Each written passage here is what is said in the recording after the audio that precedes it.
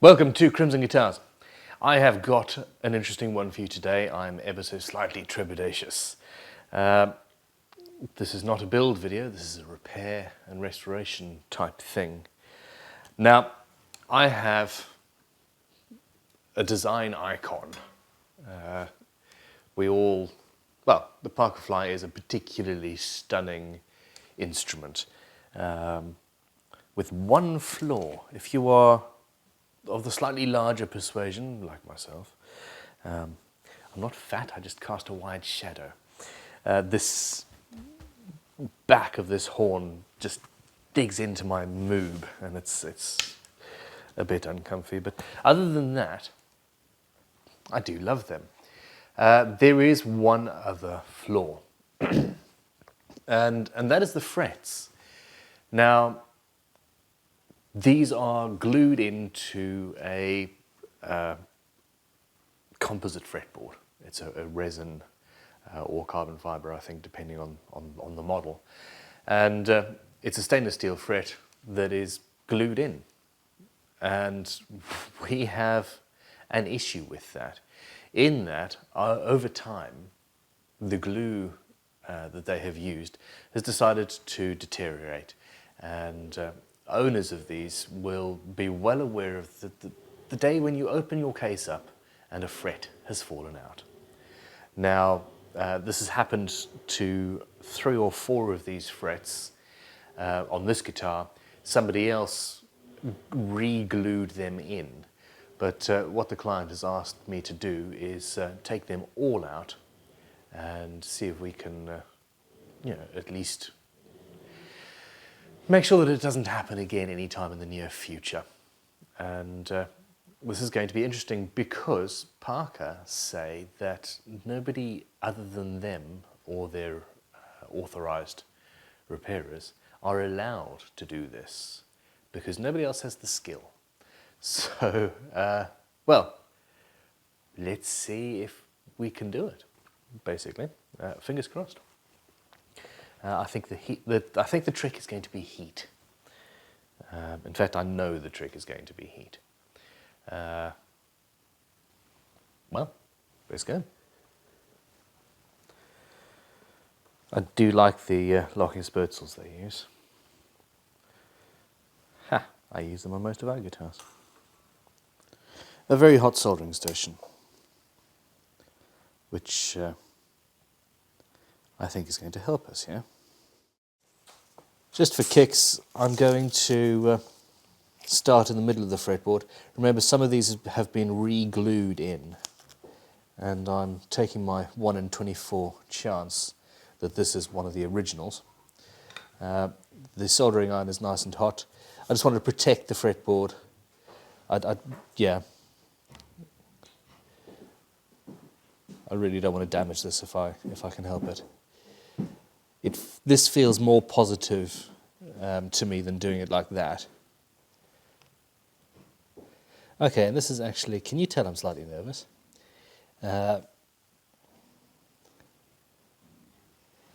This is 100% total, complete and utter guesswork.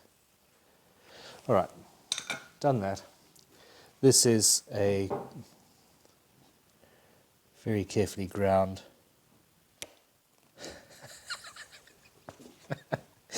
okay, Crimson Guitars fret puller. Something tells me I needn't have worried. Bloody hell. That's not a fret in any way, shape or form. That's not a fret to me. That is a little bit of bent steel. Okay, well, how interesting. So here is the bottom of the fret. Obviously gluing metal to anything is a nightmare, so it can't be polished. So they've got that sandblasted or something. And here you can see, this is very difficult to keep in focus, by the way. The grooves in both the fretboard and the fret that act as the location device Is this shot making you feel poorly yet? Really not too sure how this is going to go. I'm not going to have some massive clamping system, and I'm going to do them one at a time. Now I've put a drip of super glue on here. Cleaned up, well, there wasn't really that much to clean up, to be honest, which is the strange thing. Now, scalpel blade, dip in the super glue, and then I'm putting it down the middle. Oh, that's interesting. All right, my batteries died as I was gluing that down, and I decided to continue, seeing as there was glue on the guitar. Success. I'm going to move that now. I've put a little marker next to the other fret that we've done, and I'm going to go through the same process again with this for you to see, and then I'm going to stop filming and get the job done. So, heat and protection. Now at some point I'm going to find some that somebody else has glued on, but I suspect that superglue will do the job. What am I saying? I suspect that I'm not actually going to notice the difference because the heat is going to do the job for me.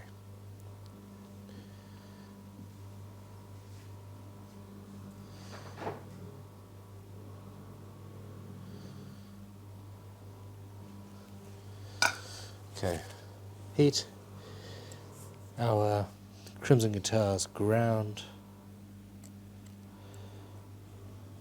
fret pullers, and there we go. That's melted.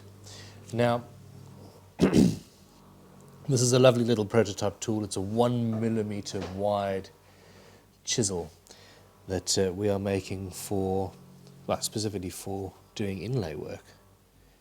And it's good for clearing away old crappy glue. Now I don't want to damage the fretboard in any way, but I also don't want to glue onto old crud now, do I?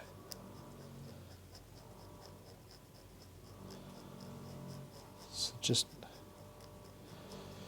get rid of the worst of that. Now while I've been doing that, the fret has cooled down a little. It's still a little warm. Now just to test to put it back in place again.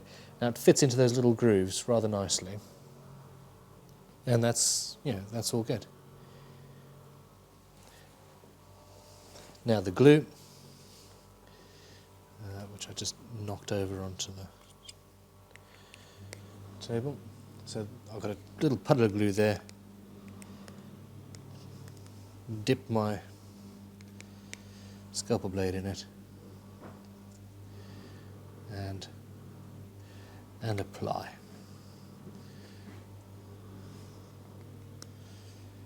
Now I don't want too much because I really don't want to spooge all over this fretboard. And I think this is why Parker have this issue.